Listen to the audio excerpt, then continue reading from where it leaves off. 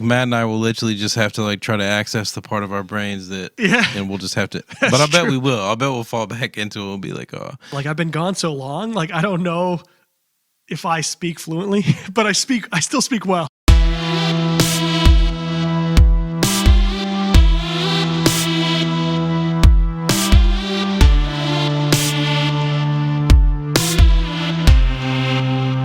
So Matt, what's been God? Oh. I already screwed it. What's God been doing in your life? Well, God has been teaching me to be humble, to get over my pride, and to stop off all the time. Because nobody ever says that. No, that just talking about enough is not proper Christianese. Well, my first question about Christianese is saying Christianese actually Christianese? Because I don't think it is at all. Actually, that's a good point. Because I think when you say Christianese, you actually have to be one step outside of that, right? Because I don't know. I don't know. Is that like? Is that like a term? Who invented that term? Was it people in or outside? I think it was us. The brilliantly. Faith. Okay. My first one is God closed that door. Okay, so what does that mean? Growing up, that meant that that basically you were praying about maybe something that God wanted to have happen, and anticipating like could be a relationship or a job or an opportunity or whatever, and then it doesn't end up happening. And then you say, instead of just being like, oh, well, I suck because I didn't, like, the girl didn't want to date me, I would say, like, it's kind of like a cop-out, like, oh, God closed that door. I would agree that I think God closed that door. That's a good one. But God closed that door is a way to use my Christian theology to justify something bad that happened. So yeah, if I apply to a job and I don't get the job, it's like, well, God closed that door. That doesn't mean there's something wrong with me or something that I could improve, but I just know God closed that door. And that helps me get over that, which is not, I mean, it is a very pretty effective coping mechanism if you think about it. Like too blessed to be stressed, or like let go and let God, put in God's hands. Oh, that's good. Do not be anxious for anything.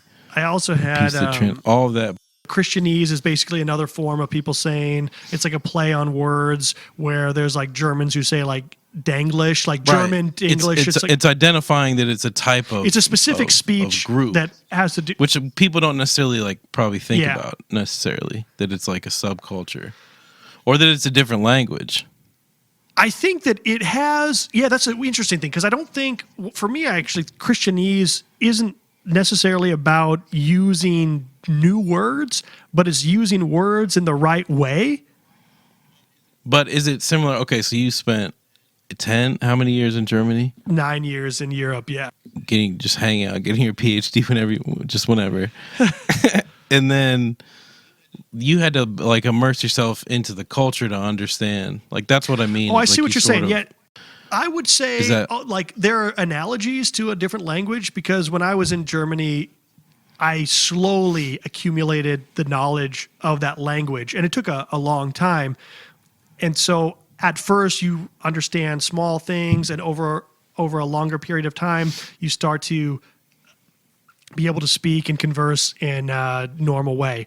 But what's interesting about it is, so the analogy I would say is, yes, on the one hand, it's similar to learning German. On the other hand, Germans also have their own form of Christianese, right? Because the conservative Christian Germans, sub-dialects. Yeah, and it's not, and there are dialects within Germany, but that's a very different story. So I would say, I have met some very conservative Germans, Christian Germans, and they still use this thing like this similar language to us, because I think it's really highly influenced by American culture. So even though it's similar to learning a new language, it's also learning those indicators, like what are the key words that let you know? You know what I'm saying? Like what lets you know that you're like part of the group.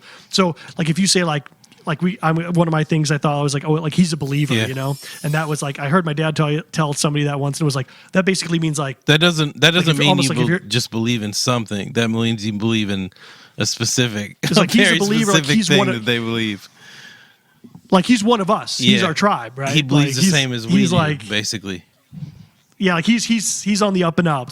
Okay, so are we actually trying to just help some people out that maybe just came into the faith and just need like a shorthand of like, yo, like, so here's top 10 Christianese phrases for people that just got. So I think this is what we're trying to do. Maybe what we're trying to do is we are trying to give people outside the church a clue, like a little bit peek behind the curtain. You know, like this is what's going on. Like yes, prayerfully consider. Yeah. For sure. So that would... Same thing like, oh, I'm praying about it. Like, that's what I mean. You don't think about anything. And it's never just you making a decision. It's always consulting that, with God. So if I tell someone that I'm going to, well, I need to really prayerfully consider that, basically what I'm saying is I need to consult with God and hopefully that he'll lead me. I mean, not he will, of course, whether he closes the door or not, to that right conclusion. And it's a little bit ambiguous because I know that when you're actually doing that and using that language, a lot of times you are praying about it, right? Like you are praying about it. Yeah, no, I don't think it's disingenuous. It's trying to show that you're making a decision based on what God wants, not what you want. Yeah. So it's like a whole way of thinking. Like, I think in reality, sometimes you're just trying to decide like what's best for you or like what you want, and you can kind of over spiritualize it and say, God said this or God, Yeah, for sure. All that type of thing. It's just kind of, but it's like it's a kind of a way of, like if I said what's God doing in your life. Okay, so let's move on. Let's stop. Let's stop there. So let's take that one. What's God doing in your life? How do we use that? How is that Christianese? So that's basically just asking like what's going on in your life, but it's filtered through, again, God being, the central, most important part of that. You know what I mean? So it's not just like, and sometimes it is like you were joking earlier, like what's God doing in your life? Like maybe you're saying like he's teaching me like humility. That could mean the opposite. That could mean like I feel like I'm the shit right now. Yeah. Like I'm killing it. Like I'm super arrogant. But your answer, you can't say that, right? Because that makes you seem like an asshole. You're not supposed to. Those aren't like pious, like virtues you want. And so you say, oh, God's like. I mean, I remember just having conversations. I'd be like, God's teaching me humility, and that's cool. Like if I was like aware that I was arrogant and wanted to, yeah. I don't know. I mean, I think it's a mix. It's the things that you're trying to be, but at the same time, there is sometimes that. I think that there's also, in relating to how it really fits into the Christian culture, is it's a way, to kind of say how you're doing, but then there's also these expectations, like you were saying. Like I can't say that, well, actually, my life's awesome right now. I think I'm just like doing great and whatever. Because God's doing in your life to me also meant, particularly at Bible college, that you had to reference it to something that you were learning through devotional reading or something like that. Sure. And even later, I remember that I had this strange Facebook exchange with a friend of mine from college. And it was kind of, I was jaded and disillusioned by all that kind of Christian language. And he had written me something like, and we were chatting on Facebook, and he said, what's God doing in your life? And I just said, I'm dealing with this and I'm learning some of these things and whatever. So I just kind of gave a really generic example that didn't have to do with God specifically teaching me something or whatever. And then he wrote me like, yes, but what is he doing? And he in all caps. And I was like, fuck, man, like this guy's like going hard. But like that really demonstrates this idea of like, no, like I don't want to hear just about, well, I'm learning this and kind of coming this, like what is he doing? What is God doing to teach you? Because there's a pressure to always be learning something. To always from God. Have it make a bit. I mean, as a musician and worship leader, like, you get done doing a service and, there's always pressure to, you always want to hear people say like what God did through it. You know what I mean? Like it wasn't just like, hey, your vocals weren't out of tune today and the band was pretty much perfect. They want to say like God spoke to me through that song. And I really enjoyed that because it was a great distraction and it sounded pretty good. And I can't afford any other live music in my life. It's been like months since I've seen anything else. So I think this, it was always 100%. It wasn't about any of those things, even though it was. It was like, your vocals on praise be to God, or I'm just using some generic phrase, but like, oh yeah, your vocals on that, or not your vocals even. They would say, oh, that song really moved me. It basically means like, people really wouldn't acknowledge emotions either. Emotions don't exist in worship, right? So people wouldn't say, oh, you sang so beautiful that it made me feel something. God spoke to me through that or something. It can't even be about the emotions. It has to be what God, you know what I mean? Like God owns everything, which I guess he does. But at the same time, it's kind of sometimes I feel like it's not the most effective language, Christianese, because it's, I don't know, but maybe every language is like that. It has its way of saying things, and if you know what it means, and you know what it means. I think it kind of generalizes. So there's also things that you're not allowed. Yeah, it makes things like more vague. Yeah, because there are not things. There's also things you're not allowed to talk about. So you could say, it kind of generalizes it. What are some examples of how you'd say that? Like if you've got a low key. I don't know. Well, I know that, for instance, when it comes to sexuality, the church is like, they don't talk about it. Yeah, big time. But then they allude to it too, because I remember there were these sermons by Mark Trussell, this asshole preacher who taught like something on this Song of Solomon. And for anyone who doesn't know out there, because we're potentially speaking to other people, if anybody doesn't know, this is like basically this love poems from Solomon to some lover, and there is some explicit language in there, very metaphorical. And so he taught this, and it was almost this way of like using that language, and it was kind of scandalous to kind of talk about Christians and sexuality, but that was also seen as like pushing the boundaries a little bit. So that's where I would say that like, it's like, like women must like husbands must respect their wives, women must serve their husbands, I can't remember the exact terminology, but it's basically like husbands don't bring your wife to anger or something. So there's all these kind of ideas about the roles of things and how things should work out, but you never really say stuff. And then there is talk of abstinence before marriage, but then apparently once you're married, it's no holds bar. Like there is this kind of, but you never really talk about healthy relationships. It's primarily in this kind of like vague language. Would you agree on that?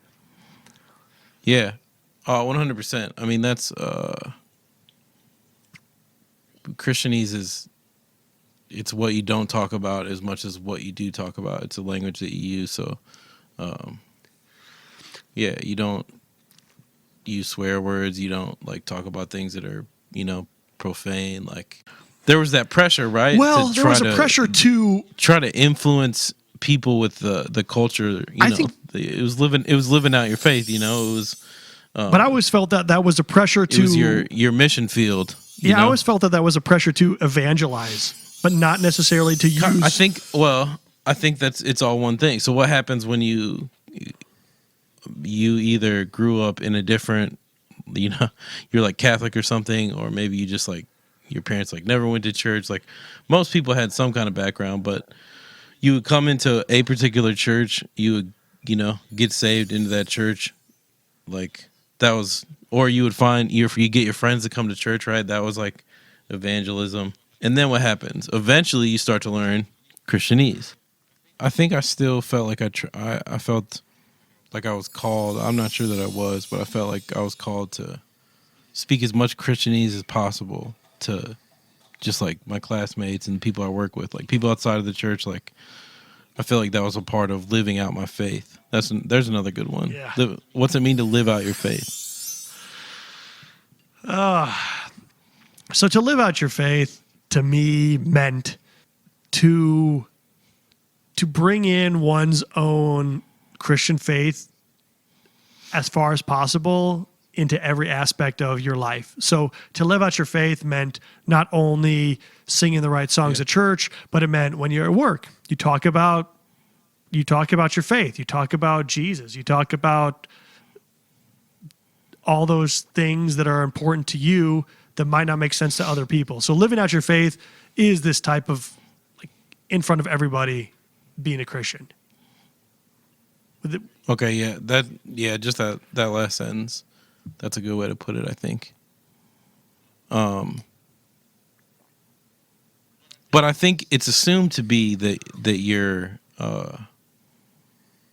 being like Jesus, and that you're, dude. But that's even living one. like the Hold Bible. on. Being like Jesus. What? That's another Christianese. Let's sure. dial it back to people that aren't part of a certain demographic. Yeah, being like Jesus. What does that mean? What the hell does that mean? Yeah. Like, what is, like, if I say, like, you say, like, being like Jesus, that's this code word, right? That's like, like being like Jesus. And I'm going like, oh yeah, being like Jesus. But like, for anybody who's outside of that community, that's Christianese. Well, yeah, the whole claim of Christianity is that we're followers of Christ, that we're living, the way that Christ wants us to live.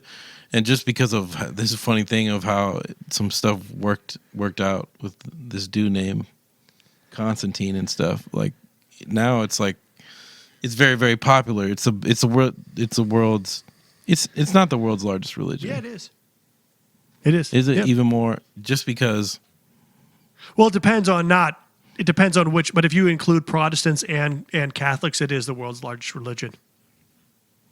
Okay, there's probably more people, like especially in the Eastern Hemisphere, that aren't Christians.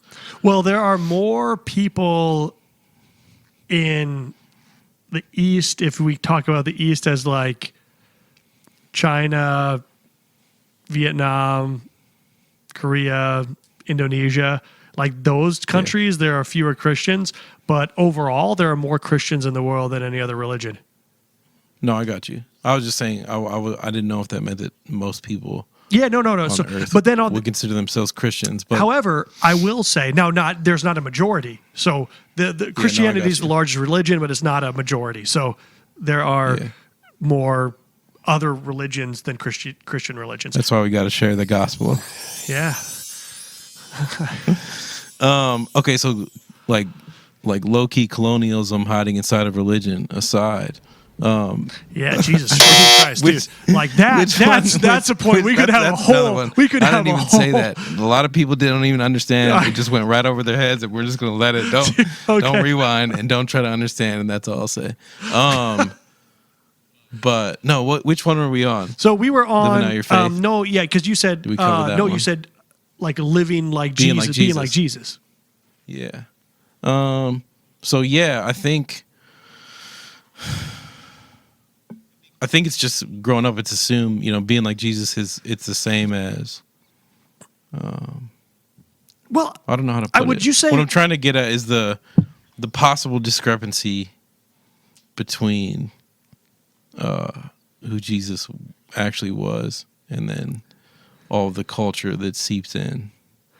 So that we assume being like Jesus is like having a good credit score, like maybe like not directly. Like people probably wouldn't say that. They would just say God's been blessing me. But like what is it? Like let's refer. So like being like Jesus, I think it's good for us because I still take that serious. Like I want to actually be like Jesus, but like I've found, I've gone through. I don't know if this people call it a deconstruction. I don't know if I'd necessarily say that. To me, it's more like a revelation. It's more like what I heard, a million times growing up is like I was religious and then I found Jesus for real. That's what I feel like it is to me. But it's not. So if that's, it's not because I don't have all the right specific belief systems to be accepted. So if that's what, I don't think I'm checking enough boxes. Yeah, but like, so let's say you say that's what being like Jesus means to you, because this is like real life Christianese right now, right? Like you're speaking this Christianese to me that actually has very little meaning, because I don't really have any clue what you mean that you still want to be like Jesus.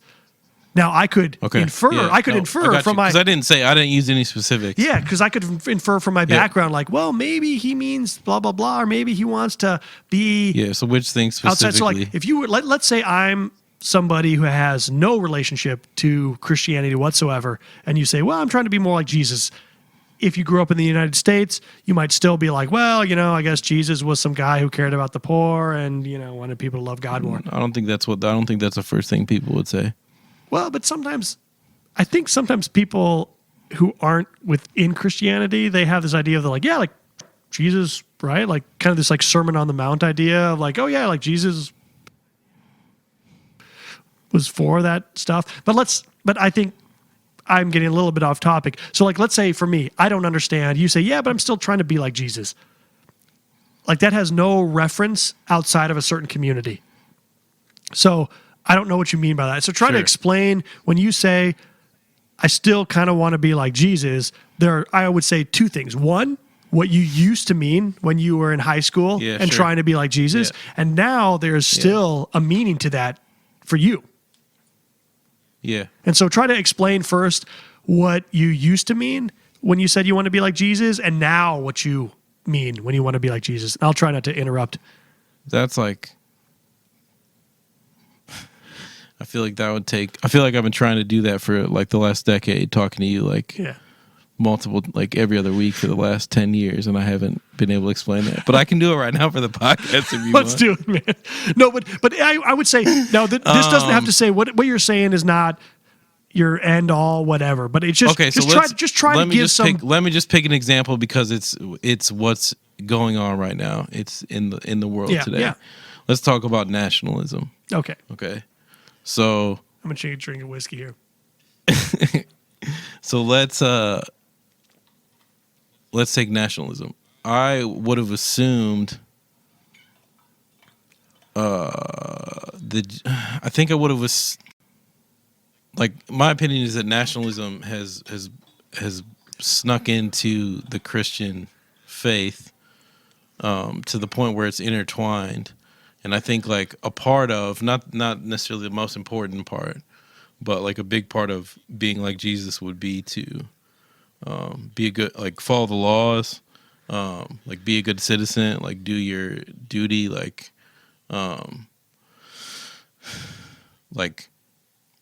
you're talking about back when you were growing up or now? Yeah, like more so, like things that are actually just nationalism. I think I would have assumed that was like also what it meant to follow Jesus. So following Jesus meant, I mean, now I think. Go ahead. That was one of the things. I mean, following Jesus meant, 100 different things. But like that's a good to take one example. Like one example you're saying is, at least what I'm hearing is that following Jesus meant obeying the laws of the land.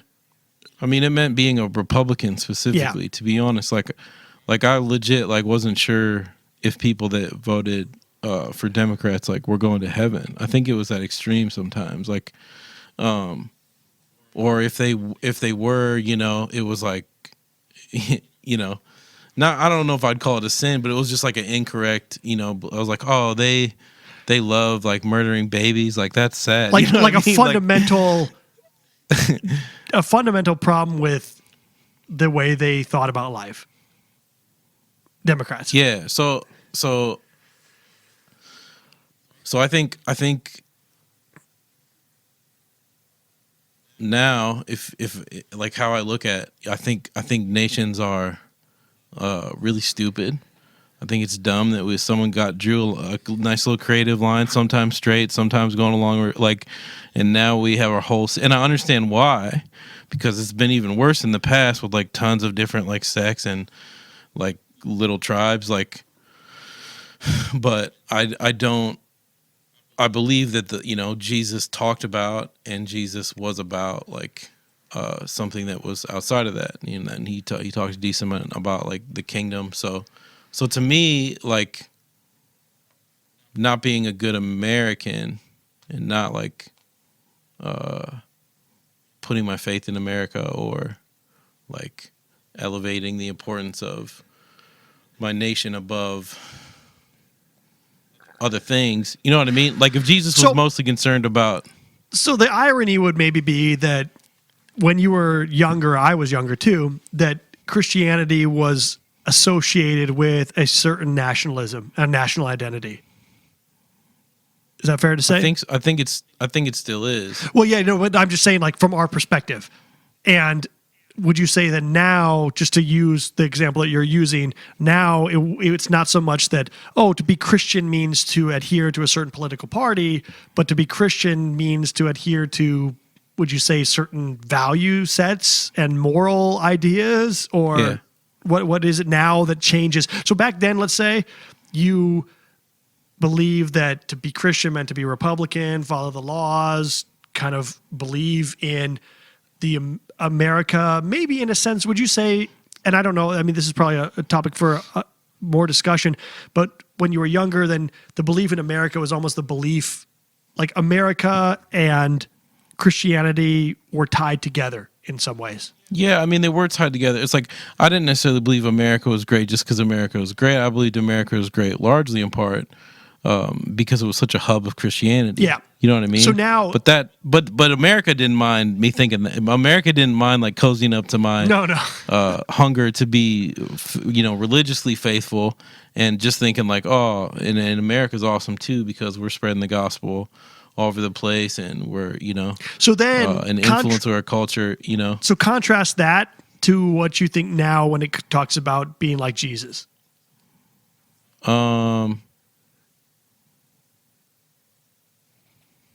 In that context, I mean, I struggle. I get really sad when I see people. I mean, we just went through. I don't know when this is going to air, but just this last week we went through, the inauguration of a Democrat being back in office, and my whole journey was I was raised Republican, and then I was like, wait, like, is that what do they even think, and why do they think that, and is that actually how I associate? I went through like a whole switch and voted like Democrat for a while. And now I'm at the point where I'm not libertarian, but I don't know. I'm either I don't know what I am, but like but back to your like being like Jesus, besides, so you're not knowing what you are, and I'm trying to bring this back just because I think that like I could talk to you forever on this stuff, but also just like for people's idea of like talking about being like Jesus. So it doesn't matter necessarily if you're a libertarian or an anarchist, but basically you used to think that Christianity, in just this one element, I know that there's 1,000 other elements that are out there that informed what you meant being like Jesus, but I think it's actually good what you did to use a concrete example of like, oh yeah, like here's one example. Like what I used to mean being like Jesus was just to vote Republican, be a part of this larger law-abiding system, and that was going to work itself out, and that was part of being like Jesus. And now you would say being like Jesus is thinking outside the box, or what specifically? Yeah, I mean, I think that's part of it. It's not necessarily, it's not even that I think differently in every single way. It's more that I'm aware of different influences. I'm more aware. I'm like, okay, I'm aware that there's this American influence that came from a colonial influence. And then I'm also aware that there's this religious influence. And I think I'm more aware of how those affect me personally in the ways that I internally think. So to me, it's more about giving myself permission to unlearn like certain things, like if I believe that a more perfect world would involve like not having like nations, like I'm allowed to think that. I'm allowed to unlearn the fact that there has to be nations. That doesn't mean that I'm sitting here going like it would be chaos.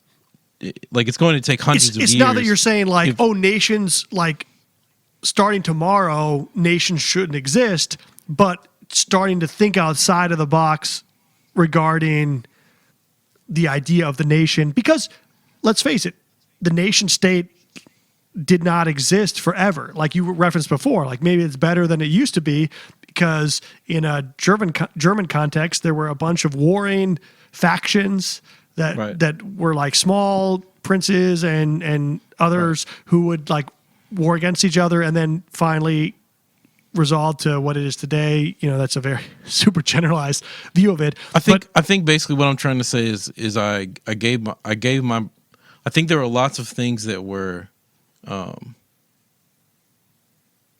trying to include themselves in the box that is like following Jesus means this is your box, this is what you think. There's a lot of things that like we're claiming Jesus. To me that's more about using God's name in vain is than saying, well, goddamn, like is more just like attaching God's name to things that And for those out there who don't or have never been to an evangelical church, they sing patriotic hymns. Not all of them. But some of them do. On the 4th of July, they'll sing like patriotic songs. Yeah. And, I mean... I think it's usually not that overt, though. I think it's usually like it's separate, but it's not separate. Like you'll get a pastor that will come up and he won't specifically say... He won't be outright with it, like vote Trump, but he will like... Well, I wasn't talking about voting. I think that they still sometimes will sing like God Bless America, or there are a few songs that are sometimes sung in some churches around that time. Yeah. And then you're right. Like religion, when it comes to the code. And religion isn't, I mean, I only like watched parts of the inauguration, but there was like, didn't they sing? Super religious, dude. Amazing. Yeah. I mean, yeah. So it's, I mean, they are, it is this sort of like intertwined, like kind of. And I will say, I mean, this is a kind of more academic reference, but there was a sociologist, Robert Bella, I think it was his name, and he wrote decades ago a paper about American civic religion. And so he kind of had this idea that America uses Christian metaphors to self-identify, but it's never specific. So you can sing like Amazing Grace. You can talk about God blessing the country, but it's never about like the specific like Catholic, Protestant, evangelical. It's never really about a specific version, but America has this inherent Christian metaphor involved with it, which I think is true. I mean, like the inauguration to me, it's like what's an example of that? Well, an example of that would be at the inauguration. I think it was Garth Brooks is singing Amazing Grace. Yeah. And that's so American, right? My God. Like, yeah, that's what I mean. So that's what I mean. So supposedly there's supposed to be a separation, So we have Amazing Grace at the inauguration. I believe that the poet literate or whoever who gave that reading, she also referenced the Bible. Biden, I'm sure, I believe, I would have to look at it again, but he also referenced the Bible. The biggest, oldest Bible you could ever see. Like, what's up? My family's been reading the Bible for generations. Like, we got the biggest Bible. It's rare, and yet still doesn't get respect by white Christians. I know, but I did look up. See it. It's weird because it's like Biden's faith in my mind growing up would be invalid. It's he's swearing on a Bible, but he doesn't really believe it. But this gets back maybe to the idea of Christianese because. Okay, the inauguration to me was very Christian, but I also know myself from back in the day, and that wouldn't be Christian. It's like, they sang Amazing Grace, they swore on the Bible, they referenced some Bible verses. Right, you're filtering it through. You're like, but these aren't. These aren't the real values. Right, and so that's or they're just trying to use religion to their own benefit, but it's not genuine, right? Like that's what you're always trying to avoid, like. Yeah. So, but I think that, I mean, personally, I believe that the conservative Christian, evangelical, whatever you want to term it, is fundamentally political and deeply committed to its own agenda. And it's a pillar of the current empire, Yeah, it is. But that would be in some ways that's antithetical to Christianity as I see it when you read the Bible. It's what? It's antithetical. It's like against what I would say the Bible preaches, right? Like Christ turning over. So that's what I meant when I said I still want to be like Jesus.